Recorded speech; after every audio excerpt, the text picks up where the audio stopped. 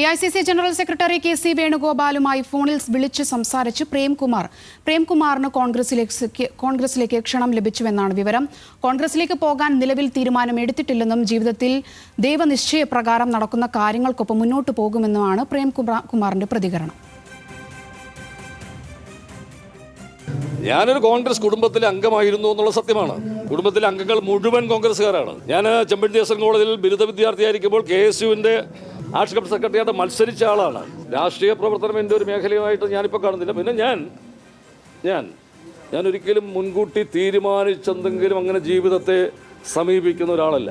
അപ്പോൾ നാളെ എന്ത് സംഭവിക്കും എന്ത് സംഭവിക്കില്ല എന്നൊന്നും എനിക്കിന്ന് പറയാൻ പറ്റില്ല. അതൊക്കെ ദൈവനിശ്ചയപ്രകാരം ചില കാര്യങ്ങൾ എൻ്റെ ജീവിതത്തിൽ സംഭവിക്കുന്നു.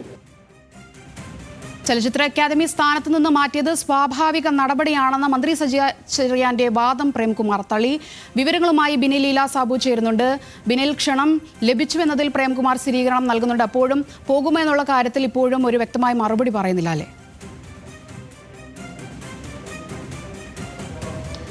സോന, പ്രേംകുമാറിന്റെ മറുപടിയിൽ തന്നെ എല്ലാമുണ്ട്. മുൻകൂട്ടി ഒരു കാര്യങ്ങളും താൻ ചെയ്യാറില്ല. ദൈവവിശ്വാസിയാണ്, ദൈവത്തിൽ വിശ്വസിക്കുന്നു. അതുകൊണ്ട് തന്നെ ദൈവനിശ്ചയപ്രകാരം മുന്നോട്ട് പോകുമെന്നാണ് അദ്ദേഹം പറയുന്നത്. കോൺഗ്രസിലേക്ക് പോകുമോ എന്നുള്ള ചോദ്യത്തിനാണ് ആ മറുപടി അദ്ദേഹം നൽകിയത്. ആരും ക്ഷണിച്ചിട്ടില്ല, ചർച്ച നടത്തിയിട്ടില്ല എന്നാണ് അദ്ദേഹം പറയുന്നത്. പക്ഷേ KC വേണുഗോപാലുമായി ഫോണിൽ സംസാരിച്ചു എന്നാണ് നമുക്ക് ലഭ്യമാകുന്ന വിവരം. കോൺഗ്രസിലേക്ക് KC വേണുഗോപാൽ ക്ഷണിച്ചു, അത്തരം ചർച്ചകൾ നടന്നു. പക്ഷേ അതിൽ ഒരു അനുകൂല തീരുമാനം അല്ലെങ്കിൽ കോൺഗ്രസിലേക്ക് പോകുന്ന കാര്യത്തിൽ പൂർണ്ണമായ തീരുമാനം പ്രേംകുമാർ എടുത്തിട്ടില്ല എന്നുള്ളതാണ് മനസ്സിലാക്കാൻ കഴിയുന്നത്.